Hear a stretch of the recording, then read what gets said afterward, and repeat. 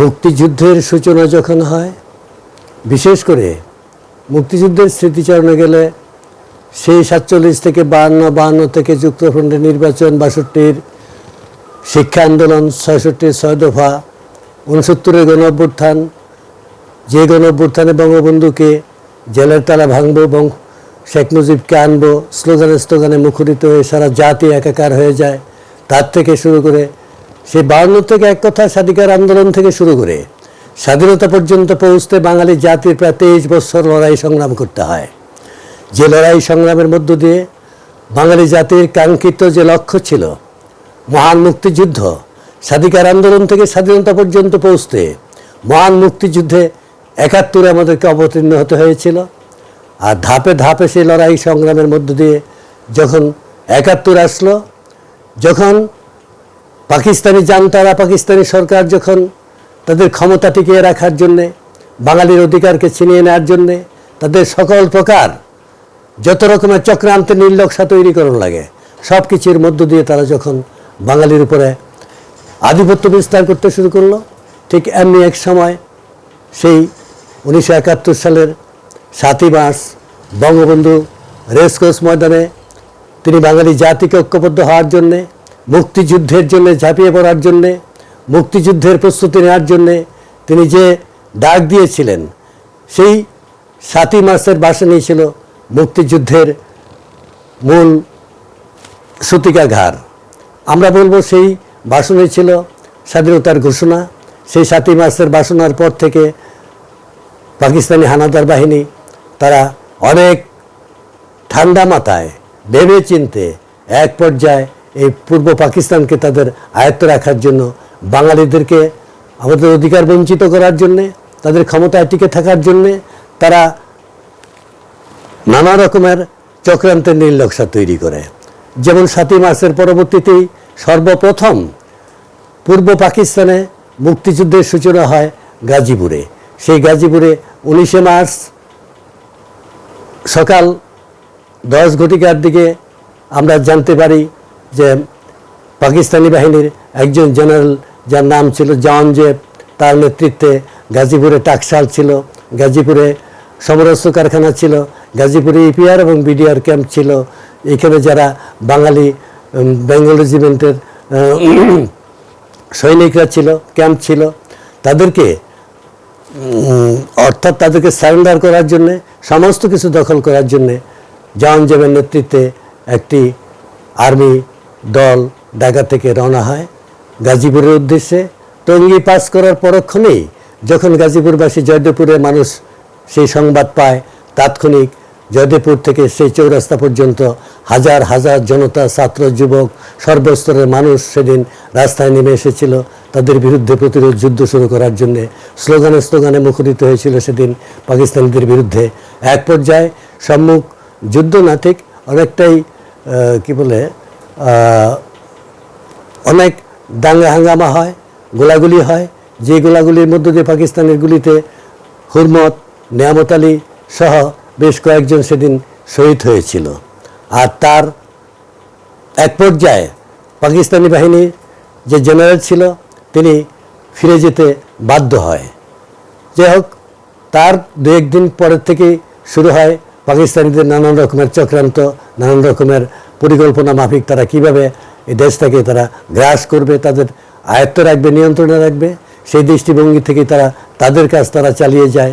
19শে মার্চের মাত্র কয়েক দিনের মধ্যেই, অর্থাৎ 25শে মার্চ দিবাগত রাত্রে যখন পাকিস্তানি বাহিনী সেই ঢাকার পিলখানায় এবং পুলিশ লাইনে, ঢাকা ইউনিভার্সিটির বিভিন্ন হলগুলিতে যেভাবে তারা নৃশংসভাবে মানুষকে গুলি করে হত্যা করেছে, পাখির মতো গুলি করে হত্যা করেছে রাস্তায় ঘাটে, বস্তিগুলিতে, এমনিভাবে প্রত্যেকটা বিভাগীয় শহরে যখন নারকীয় অবস্থান তাদের ছিল, তাতে হাজার হাজার মানুষ সেই রাত্রেই নিহত হয়েছে, শহীদ হয়েছে।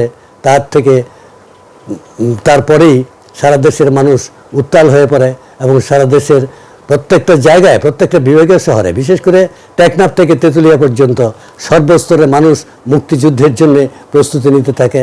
আর 25শে মার্চ দিবাগত রাত্রে তাদের নৃশংস হত্যার পরেই 26শে মার্চ প্রত্যুষে বঙ্গবন্ধুর যে ঘোষণা, যে ঘোষণাপত্র ছিল সেই ঘোষণাপত্রটি মেজর জিয়া তখন কালুরঘাট বেতার কেন্দ্র থেকে বঙ্গবন্ধুর অবর্তমানে ঘোষণাপত্র পাঠ করেন। 27শে মার্চ চট্টগ্রাম আওয়ামী লীগের সভাপতি হান্নান সাহেব ঠিক 27শে মার্চ আবার তিনি সেই ঘোষণাপত্র পাঠ করেন। তার মধ্য দিয়ে মুক্তিযুদ্ধের সূচনা হয়।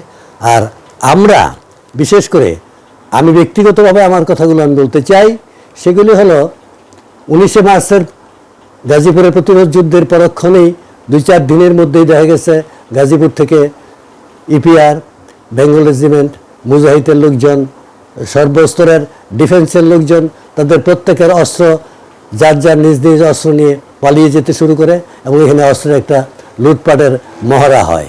সেই অস্ত্রের মধ্যে আমাদের জানা মতে আমি যতটুকু জেনেছি বা জানি দেখেছি, কাপাসিয়ার আমাদের একজন যিনি মুক্তিযুদ্ধকালীন কমান্ডার ছিলেন মাহমুদুল আলম খান বেনু সাহেব, তার নেতৃত্বে কাপাসিয়ার 10-12 জন যুবক আমরা সেদিন সেই গাজীপুর থেকে বিভিন্ন রাস্তায় বিভিন্ন জঙ্গলে ফঙ্গল দিয়ে মানুষ যে অস্ত্র নিয়ে ছোটাছুটি করছিল, বা ময়মনসিংহের কিছু আর্মির লোকজন, কিছু বেঙ্গল রেজিমেন্টের লোকজন যারা সেদিন অস্ত্রগুলো বিভিন্ন জায়গায় মানুষকে দিতে সহায়তা করেছে এবং আমাদের যিনি যুদ্ধকালীন কমান্ডার ছিলেন তার নেতৃত্বে আমরা ওখান থেকে সেই অস্ত্রগুলি কিছু পেয়েছি, যা আমরা নিয়েছি সেই চর মার্তা থেকে। আর সেই অস্ত্রগুলো কাপাসিয়াতে নিয়ে এসে কাপাসিয়ায় সর্বপ্রথম হরিমঞ্জুরি স্কুলে আমরা ক্যাম্প করি এবং সেইখানে কিছু মুজাহিদের লোক ছিল, কিছু ডিফেন্সের লোক ছিল, পুলিশের লোক ছিল, যাদের ফিজিক্যাল ট্রেনিংয়ের মাধ্যমে আমরা ট্রেনিং শুরু করি। এপ্রিল মাসের প্রায় শেষ সপ্তাহেই বলা চলে কাপাসিয়াতে পাক আর্মি আছে। ইতিমধ্যে আমরা সেই জয়দেবপুর থেকে আনা অস্ত্রগুলো তারই পাশাপাশি কাপাসিয়া থানা আমাদের আয়ত্ত নিয়ে কাপাসিয়া থানা থেকে প্রায় 38টি রাইফেল, 17 বক্স এমুনিশন সহ আমরা অনেক গোলাবারুদ সংগ্রহ করতে সক্ষম হই। তারই মাঝে যখন পাক আর্মি কাপাসিয়াতে আসে, কাপাসিয়াতে এসেই কাপাসিয়াতে জ্বালাও পোড়াও শুরু করে, নদীর এপার ওপারে মানুষের বাড়িঘর জ্বালিয়ে পুড়ে ছারখার করে দেয়, অনেক জায়গায় মানুষকে নির্দ্বিধায় হত্যা করে। ঠিক তারপর থেকে শুরু করে আমরা যারা মুক্তিযুদ্ধে অংশগ্রহণ করেছি বা আমরা যুদ্ধ করব সেই মানসিকতা যখন আমাদের মধ্যে ছিল, ঠিক তেমনি এক সময় আমরা ভেবে দেখলাম আমাদের অস্ত্র আছে, আমাদের ট্রেনিং নেই। তাদের সাথে আমাদের লড়তে হলে, যুদ্ধ করতে হলে আমাদের পাকাপোক্ত ট্রেনিং থাকতে হবে। তাই আমরা সেই অস্ত্রগুলো মাটির নিচে আন্ডারগ্রাউন্ড করে রেখে মাহমুদুল আলম খান বেনুর নেতৃত্বে গ্রুপ ওয়াইজ বিভিন্ন গ্রুপের মাধ্যমে কাপাসিয়া থেকে অনেক যুবক, অনেক ছাত্র, অনেক কৃষক, অনেক শ্রমিক কাপাসিয়া থেকে সে ভারতে যেতে শুরু করে এবং 1-1.5 মাসের মধ্যে প্রায় গ্রুপে গ্রুপে কয়েকশো মুক্তিযোদ্ধা যুবক সেদিন ভারতে আগরতলায় চলে যায়। আমি নিজেও আগরতলা চলে যাই। আগরতলা যাওয়ার প্রাককালে আমি কাপাসিয়া থেকে আমরা বেশ কয়েকজন যখন আমরা রওনা হই ভারতের উদ্দেশ্যে, তখন আমরা সেই কাপাসিয়া থেকে লঞ্চ যুগে যাই আমরা কালীগঞ্জ হয়ে, কালীগঞ্জ থেকে তারপরে মোটামুটি নরসিংদীর কাছাকাছি দিয়ে মেঘনা দিয়ে লঞ্চে যেতে থাকি। রামচন্দ্রপুর, রামকৃষ্ণপুর হয়ে আমরা এক পর্যায়ে হোমনাতে পৌঁছি। কুমিল্লার হোমনাতে পৌঁছে ওইখান থেকে হাঁটতে হাঁটতে আমরা চলে যাই কসবা বর্ডারের সাথে। কসবা দিয়ে আমরা বর্ডার ক্রস করি কোনাবন দিয়ে। এই পার হলো কসবা, ওই পার হলো কোনাবন, ভারতের কোনাবন দিয়ে ঢুকে আমরা আগরতলায় যাই। তারপরে আগরতলা কয়েকদিন থাকার পরে আমাদেরকে হোল্ডিং ক্যাম্পে রাখা হয়। আমরা বিভিন্ন জায়গায় কাপাসিয়ার মুক্তিযুদ্ধে যারা অংশগ্রহণ করতে ভারতে ঢুকেছে তাদেরকে বিভিন্ন গ্রুপে বিভিন্ন জায়গায় ট্রেনিংয়ের জন্য পাঠানো হয়। আমি এবং আমার সাথে যারা ছিলেন, সদরুদ্দিন মোল্লা, নাজিমউদ্দিন, আরও অনেকেই ছিলেন, যারা ছিলেন আমাদেরকে পাঠানো হয়েছিল আসামের অম্পিনগরে। আমরা অম্পিনগরে প্রায় 30 দিন ট্রেনিং দিয়ে চার্লি কোম্পানিতে ট্রেনিং নিয়েছি। তারপরে আমরা ট্রেনিং শেষে আবার যখন আমরা দেশের ভিতরে ঢুকি, যার যার এলাকায় যুদ্ধ করার জন্য আমাদেরকে অস্ত্র দিয়ে পাঠানো হয়। আমরা সেই ব্রাহ্মণবাড়িয়া দিয়া আবার ঢুকে সেই ব্রাহ্মণবাড়িয়া থেকে নবীনগর, মানিকনগর হয়ে, নরসিংদী হয়ে আমরা মনোহরদী দিয়ে কাপাসিয়াতে চলে আসি। জায়গায় জায়গায় আমাদের অনেক ব্যারিকেডে পড়তে হয়। এক পর্যায়ে আমরা কাপাসিয়াতে এসে আবার সমস্ত যুবক, ছাত্র, কৃষক, শ্রমিক যারা যে যে অবস্থায় ভারতে গিয়েছিলাম সকলেই গ্রুপ ওয়াইজ কাপাসিয়াতে এসে মাহমুদুল আলম খান বেনুর নেতৃত্বে আমরা দীর্ঘ কয়েক মাস যুদ্ধ করি। সেই যুদ্ধগুলির স্পট ছিল কাপাসিয়া ফেরিঘাটে। কাপাসিয়া ফেরিঘাটের যুদ্ধে বেশ অনেক পাঞ্জাবি নিহত হয়েছে, আহত হয়েছে আমাদের মুক্তিযোদ্ধাদের মধ্যে বেশ কয়েকজন, সামাদ, শাহাবুদ্দিন সহ। তারই পরে আবার আমরা একটি যুদ্ধে অবতীর্ণ হই, সেটি ছিল মনোহরদী মুক্তিযোদ্ধাদের মনোহরদী পাক সেনাদের ক্যাম্প ছিল একদম থানায়, নদী সংলগ্ন, নদীর পাড়ে। সেখানে আমরা যখন মনোহরদী যুদ্ধের জন্য প্রস্তুতি নেই, আমরা কাপাসিয়া থানায়, এই পারে নদীর পূর্ব পশ্চিম পারে হলো কাপাসিয়া, আর পূর্ব প্রান্তে হলো মনোহরদী। মনোহরদীর মুক্তিযোদ্ধারা যারা ছিলেন তারা আমরা দুই দিক থেকে তাদেরকে ক্রস ফায়ারের মাধ্যমে তাদের সাথে আমরা যুদ্ধ করি এবং সেই যুদ্ধে পাক সেনারা পরাভূত হয়। তারা বিভিন্নভাবে ছোটাছুটি করে পালিয়ে যেতে বাধ্য হয়। এক পর্যায়ে আমরা দুইজন বেলুচ সেনাকে হাতে নাতে ধরতে সক্ষম হই। তার পরবর্তীতে আমরা আবার কাপাসিয়া রানীগঞ্জ রোডে পাক সেনারা রানীগঞ্জ বাজারে যাওয়ার চেষ্টা করে এবং রানীগঞ্জ বাজারে পৌঁছে ওইখানে লুটপাট করে ফেরত কাপাসিয়াতে আসার সময় আমরা চাটারবাগ নামক একটি ব্রিজের দুই প্রান্তে আমরা দুই গ্রুপ অ্যাম্বুশ করে আমরা যথারীতি যুদ্ধ চালিয়ে যাই এবং পাকিস্তানিদেরকে আমরা পরাস্ত করতে সক্ষম হই। 11ই অক্টোবর সবচেয়ে বেশি হৃদয় বিদারক যে ঘটনাটি, সেটি হলো 11ই অক্টোবর কাপাসিয়ায় গানবোর্ডে পাক সেনারা কাপাসিয়া আসে। তার মধ্যে কাপাসিয়ার ওই পূর্ব প্রান্তে তরগাঁও গ্রামের এক নম্বর সরকারি প্রাথমিক বিদ্যালয়ের মাঠ দিয়ে তারা সামনে অগ্রসর হওয়ার আগেই আমরা সেই সংবাদ পেয়ে প্রায় আধা কিলো দূরত্বের মধ্য দিয়ে তফি মুক্তারের বাড়ি নামে একটি বাড়ির পাশে আমরা সেদিন সেখানে পজিশন নিই, অ্যাম্বুশ করি এবং তুমুল যুদ্ধ হয় বেশ কয়েক ঘন্টা। এক পর্যায়ে আমাদের অস্ত্র কম থাকার কারণে, হালকা অস্ত্র থাকার কারণে আমাদের সাথের সহযোদ্ধা যারা ছিলেন সব দিক থেকে যেভাবে পারছে পিছনে হতে সক্ষম হয়েছে। আমিও নিজেও সেইভাবেই পিছনে হতেছি। সবচেয়ে বেদনাদায়ক হলো তফি মুক্তারের বাড়ির পাশে, রাস্তার পাশে আমার সহযোদ্ধা সাজ্জাদ এবং গিয়াস দুইজন এলএমজি চালাইতো, লাইট মেশিন গান চালাইতো আর কি। লাইট মেশিন গান চালানো অবস্থায় হঠাৎ করে সাজ্জাদের লাইট মেশিন গানটি রুখে যায়, অর্থাৎ বন্ধ হয়ে যায়, গুলি বের হয় না। এমত অবস্থায় পাক সেনারা ঠিক 300-400 গজ দূর থেকে তাদের পিছনে যেয়ে, পিছনে প্রায় 200 গজের মতো দূরত্বে খনকার বাড়ি একটা বাড়ি আছে, ওই ট্যাকের থেকে সরাসরি গুলি করে সাজ্জাদকে জাজদায় করে দেয় এবং গিয়াসকে আহত অবস্থায় তারা সাজ্জাদের লাশ এবং গিয়াসকে তারা নদীর ওই পারে, অর্থাৎ কাপাসিয়া যে তাদের ক্যাম্প ছিল, পাকার মধ্যে যে ক্যাম্প ছিল কাপাসিয়া পাইলট স্কুলে, সেই ক্যাম্পে নিয়ে যায়। ক্যাম্পে নিয়ে সেই গিয়াসকে খুঁচিয়ে ব্যানেট দিয়ে তারা যেভাবে হত্যা করেছে, সেই নৃশংস হত্যার দৃশ্য আজও পর্যন্ত স্মৃতিগুলি মনে হলে আমি বাকরুদ্ধ হয়ে যাই। যখনই মনে পড়ে সেই সাজ্জাদ এবং গিয়াসকে তাদের লাশ গলায় রশি বেঁধে কাপাসিয়া বাজার সদর রাস্তায় তারা হাসরা করে শেয়াল কুকুরের ন্যায় এক পর্যায়ে তারা তাদের লাশ শীতলক্ষা নদীতে ফেলে দেয়। আজও পর্যন্ত আমরা তাদের লাশ পাইনি। আজও পর্যন্ত তাদের সেই স্মৃতিগুলি যখন মনে পড়ে তখন হৃদয়ে আটকে ওঠে। কি ভারত থেকে ফেরত এসে কোরিয়াতা ইউনিয়নের ইকুরিয়া বাজারে এসে জানতে পারলাম রাজাকার এবং পাক সেনারা তরগাঁয়ে তাণ্ডব চালিয়েছে। তারা কয়েকবার তারা তরগাঁও গ্রামে হানা দিয়েছে, অনেক মানুষকে হত্যা করেছে, বাড়িঘর জ্বালিয়ে পুড়িয়ে দিয়েছে। এই সংবাদ শুনে আমি সেই ইকুরিয়ায় আমার এক আত্মীয় বাড়িতে রাত যাপন করি, আমার আব্বার সাথে যোগাযোগ করি।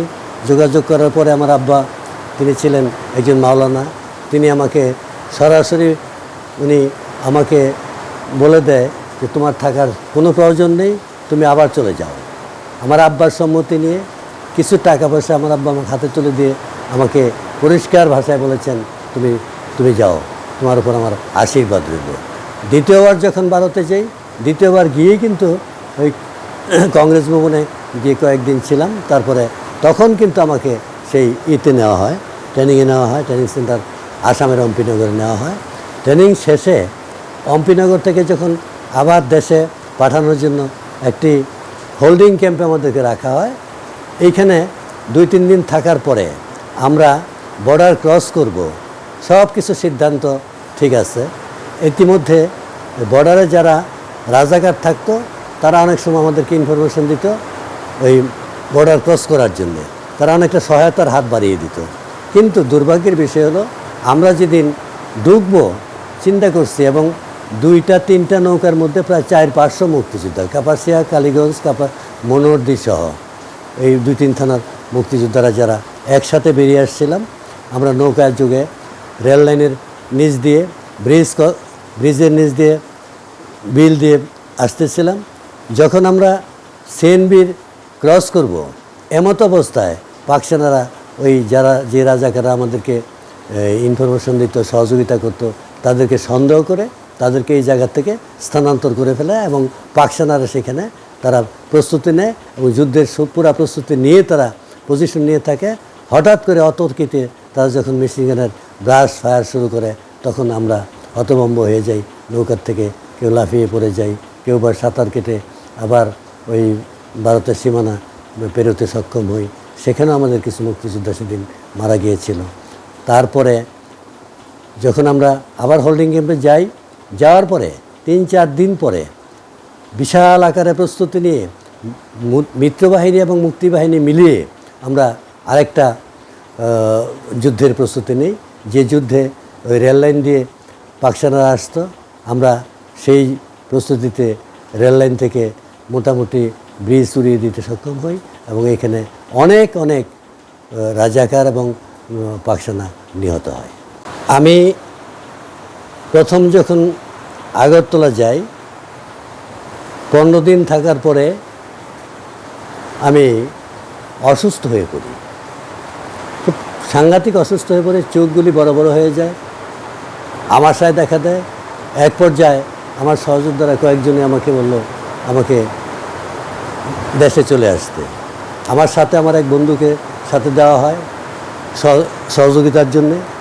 আমি যখন বর্ডার ক্রস করি, রেল লাইন ব্রাউনবাড়ি দিয়ে রেল লাইন ক্রস করে যখন আমি সিএনবির কাছাকাছি আসি, এমনি সময় পাক হানাদার বাহিনী রামচন্দ্রপুর, রামকৃষ্ণপুর, হোমনা এই সাইডে তাণ্ডব চালায়। প্রকাশ্যে দিবালোকে দিনের বেলায় হাজার হাজার মানুষকে হত্যা করতে থাকে। তখন এক জায়গায় লুকিয়ে থাকি পাট খেতে। তারপরে রাত 9টা-10টার দিকে আমি আমার বন্ধুকে সাথে নিয়ে হাঁটতে থাকি। এই অন্ধকারাচ্ছন্ন অবস্থায় এলাকায় মানুষ নাই বললেই চলে, মানব শূন্য ছিল সেই এলাকাগুলো। প্রায় কয়েক মাইল হাঁটতে হাঁটতে যখন মানিকনগরে আসি কুমিল্লার, হঠাৎ করে চেয়ে দেখি একটি কুপি বাতি জ্বলছে একটু দূর থেকে। সেই বাতিকে নিশানা করে ওই বাড়িতে যাই। আমরা অনাহারি, আমরা না খেয়েছিলাম সারা দিন, আগের দিনও খাইনি। ঠিক এই অবস্থায় সে বাড়িতে যাওয়ার পরে শুধু একজন বৃদ্ধ পুরুষ এবং একজন বৃদ্ধ মহিলা ছিল সেই বাড়িতে। তো বৃদ্ধ পুরুষ আমাদেরকে দেখেই উনি বুঝতে পারছে যে আমরা না খেয়ে আছি, ঘরেও তাদের কিছু নেই। এমত অবস্থায় ওই মুরব্বী মহিলাটিকে বললেন যে দেখো ঘরে কিছু আছে কিনা, তাড়াতাড়ি এদেরকে খেতে দেওয়ার ব্যবস্থা করো। অর্থাৎ তাৎক্ষণিক ওই বুড়ো মুরব্বী ঘরে মনে হয় কিছু খুদ ছিল, চাউলের খুদ ছিল, পাশাপাশি চীনার চাউল ছিল, যেগুলি সাধারণত কুমিল্লা এলাকায় হয়। ওই চীনার চাউল দিয়ে আর খুদ দিয়ে একটু পানি গরম করে একটু জাউয়ের মতো করে দিচ্ছে, যা আমরা খেয়ে সারা রাত যাপন করতে সক্ষম হয়েছি। এবং সেইখানে সেই বাড়ির মালিক আমাদেরকে পাহারা দিচ্ছেন, নিজের ঘরে থাকার জায়গা দিয়েছেন। তিনি আমাদেরকে পাহারা দিয়ে উনি ভোর 4টার দিকে অর্থাৎ আজানের পূর্ব মুহূর্তে তিনি আমাদেরকে জাগিয়ে আমাদেরকে নবীনগর আসার রাস্তা দেখিয়ে দিয়ে আমাদেরকে উনি সহায়তা করেছেন। সেই ঘটনাগুলো আজও পর্যন্ত সর্বশেষ আমরা কাপাসিয়া থেকে পাক বাহিনী নদী ক্রস করে সেই তরগাঁয়ে ঢুকে সম্ভবত ঈদের আগের দিন আমরা সেই সংবাদ পেয়ে আড়াল থেকে, দান্দিয়া থেকে, বিভিন্ন জায়গায় আমাদের থাকা ক্যাম্পগুলো থেকে আমরা সবাই জড়ো হয়ে সেই তরগাঁয়ে পজিশন নেই। এবং তারা লুটপাট করে যখন আবার নদী ক্রস করার চেষ্টা করে, নদীর মাঝখানে যখন তাদের নৌকা চলে যায়, ঠিক এমত অবস্থায় আমরা তরগাঁও থেকে ফায়ার করি এবং নৌকা ডুবে যায়। সেখানে অনেক পাঞ্জাবিরা মৃত্যুবরণ করে, পাশাপাশি কিছু রাজাকার আহত হয়। এটা ছিল আমাদের কাপাসিয়ার শেষ যুদ্ধ এবং তার কয়েকদিনের মধ্যেই কাপাসিয়া হানাদার মুক্ত হয়।